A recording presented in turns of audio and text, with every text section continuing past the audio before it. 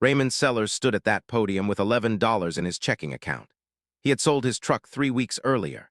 His wedding ring 2 weeks before that. His daughter needed a surgery that cost $41,000, and the insurance company had sent him a letter with the word denied printed in bold. And he had folded that letter and put it in his shirt pocket and driven 4 hours to Atlanta to play a game show because he had run out of other ideas. Steve Harvey read the survey answers off the board and then stopped. He looked at Raymond. He said, "Hold on.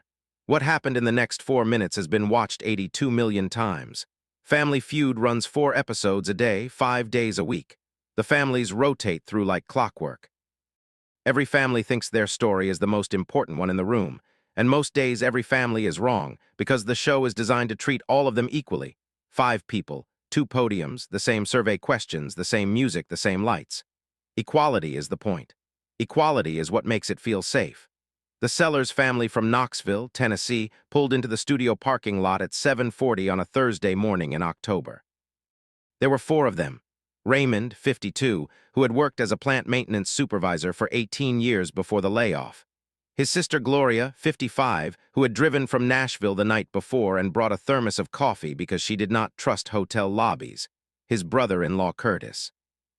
And his neighbor Mrs. Evelyn Tate, 68, who had been his wife Sandra's closest friend for 20 years and who had told Raymond, when he mentioned the show, that wild horses could not stop her from coming.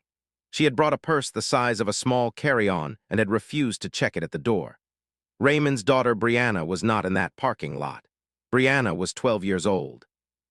She was at home in Knoxville with Gloria's daughter watching her, in the house Raymond still owned but was 3 months behind on, resting after the second round of steroid treatments for a spinal condition that her neurologist had told Raymond, in a conversation Raymond replays most nights around 2 in the morning, would progress without surgical intervention to the point where the question would not be when she walked with difficulty, but whether she walked at all. $41,000. Raymond had heard that number and written it down on a notepad at the hospital like a man receiving instructions.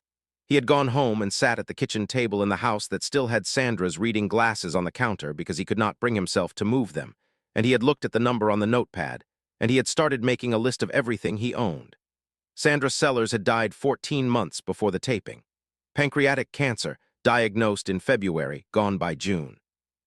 4 months from diagnosis to burial, which is not enough time to understand what is happening, and is more than enough time to understand that you will never be ready. She had been 49 years old. She had been the person who knew where everything was, who remembered every appointment, who filled out every form and made every call and managed every system that Raymond had not known was being managed until it wasn't. She had been Brianna's mother.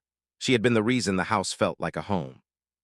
After Sandra died, Raymond had handled it the way men of his generation handle the things they cannot handle, by working, by showing up, by making sure the outside of life looked functional while the inside rearranged itself into something he did not yet have words for.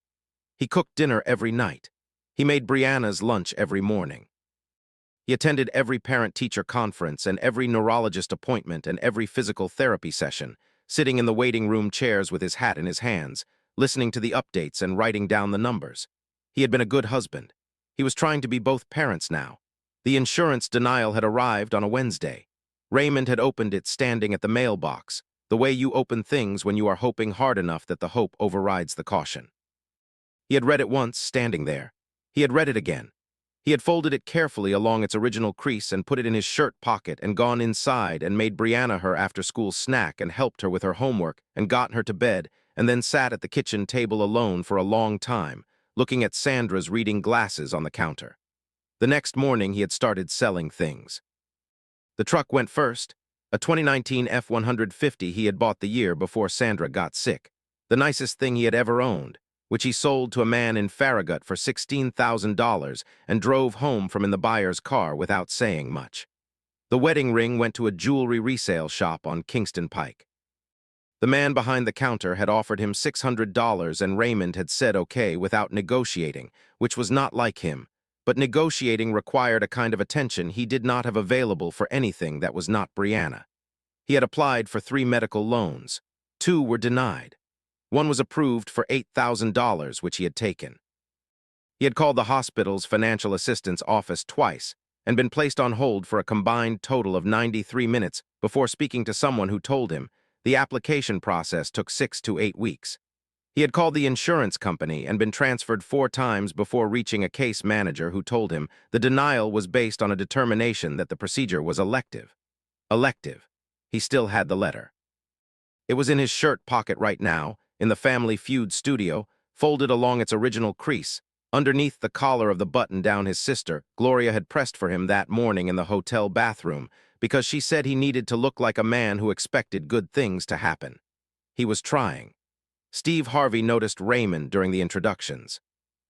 Not for anything obvious, Raymond stood straight, smiled on cue, shook hands with the confidence of a man who managed a plant floor for 18 years and learned early that confidence was partially a decision.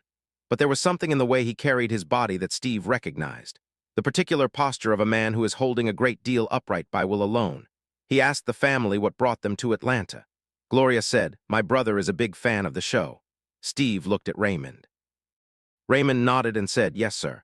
Steve said, "And what are you playing for today?" Raymond said, "For my daughter." Steve said, "How old is she?" Raymond said, 12. And there was a half beat, barely a pause, less than a second, where something moved through Raymond's face that he did not intend and could not stop, and Steve caught it the way he catches those things and filed it. He had a producer in his earpiece. He listened. The Sellers family played well. Gloria was the engine, fast, loud, funny in the way of someone who has been the most capable person in most rooms she has entered and has stopped pretending otherwise. Curtis was steady. Mrs. Tate, who nobody had quite accounted for, answered a question about what you find under a teenager's bed with such precise specificity that the audience went from laughter to applause in about 3 seconds. Raymond anchored them. He was not flashy. He was present. They won the main game. $58,000 available in fast money.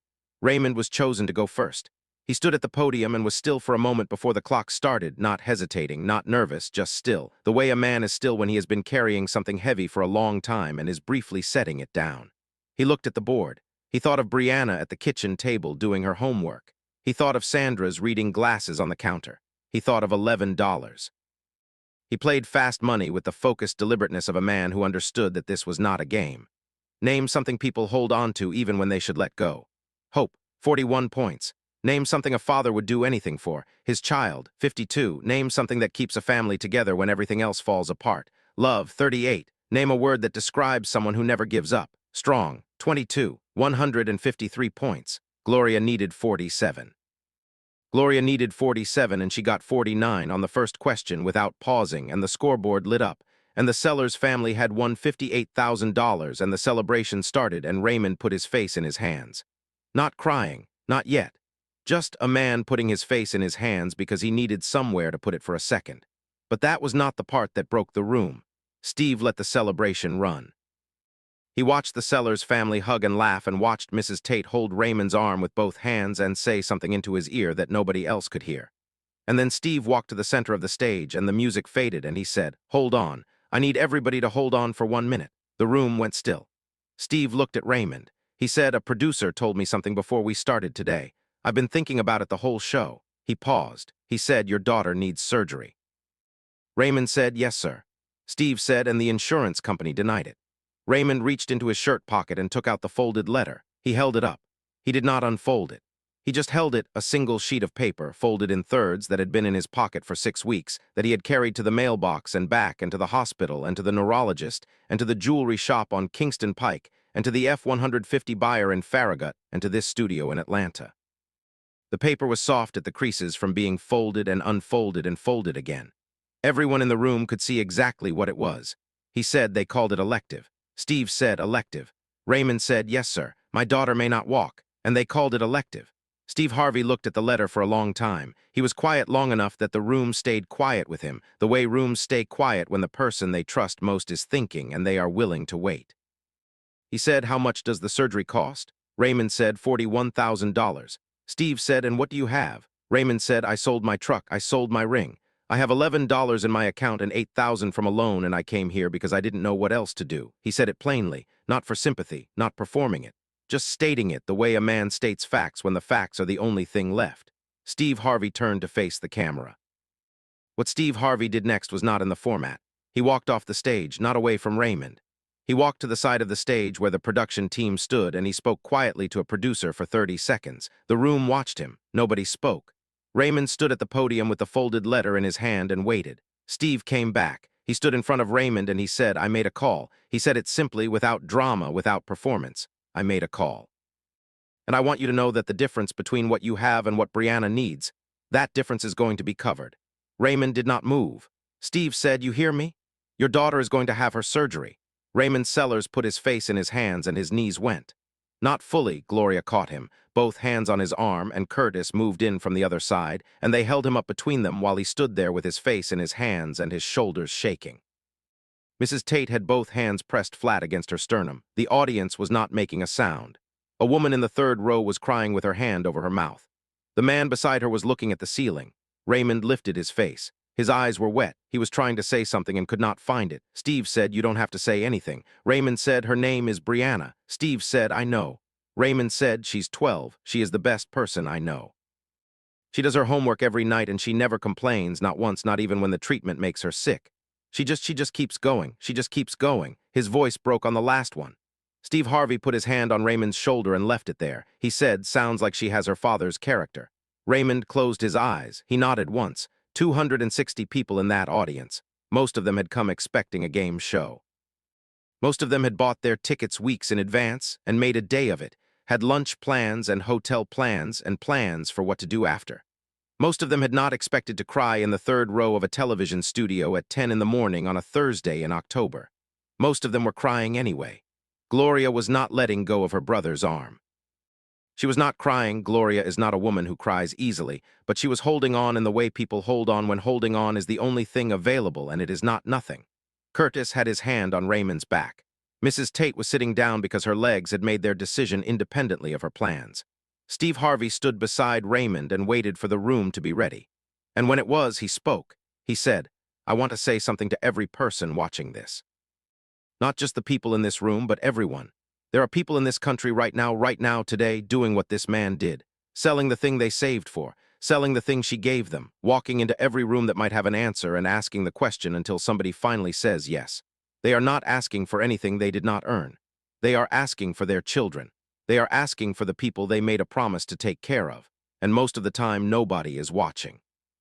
Most of the time, there is no camera and no audience and no scoreboard. There is just a man at a kitchen table with a notepad writing down what he has left. He looked at Raymond. He said, you sold your ring. Raymond said, yes. Steve said, Sandra would want you to have it back. Raymond could not answer that. He pressed his lips together and nodded, and Steve put his arm around him and held him for a moment. Just held him, the way you hold a person when words are finished and presence is what is left. The clip reached 82 million views in 7 days. It was the most shared Family Feud moment in the show's recorded history. The comments came from everywhere, from people who recognized Raymond's specific posture, who knew the weight of a denial letter, who had sat at kitchen tables with notepads and made lists of what they had left. A man in Phoenix wrote, I am doing exactly what this man did right now. Exactly. I showed my wife this video and she held my hand and we sat there for a long time. A woman in Ontario wrote, this is my father. He would never tell anyone, but this is my father. A nurse in Houston wrote, I have handed that denial letter to parents more times than I can count, and I have never been able to say what Steve Harvey said. I am saving this video to show every insurance company I ever have to deal with for the rest of my career. Brianna's surgery was scheduled for 6 weeks after the taping.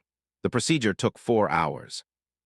Raymond sat in the waiting room with Gloria and Curtis and Mrs. Tate in a row of chairs that faced a window, watching the October light move across the parking lot.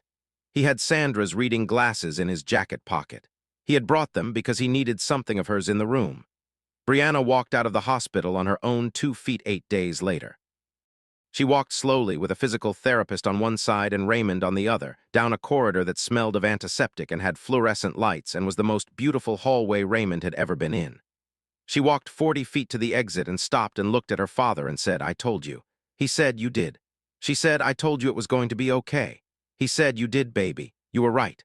The wedding ring is back on Raymond's finger. A jeweler in Knoxville resized it. His hands are different now. He has lost weight in the 14 months since Sandra died, but the jeweler fixed it and it fits and he does not take it off. Sandra's reading glasses are still on the kitchen counter. He has decided not to move them.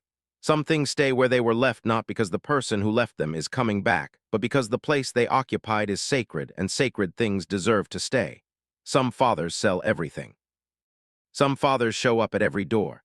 Some fathers fold a letter along its crease and carry it in their pocket for 6 weeks because putting it down would mean stopping, and stopping is not something they know how to do. That is not a remarkable thing. That is just a father. That is just what a father does when the person he loves needs something only he can give. If this one reached you, stay with us. There are more moments like this one right here, and every single one of them is worth your time.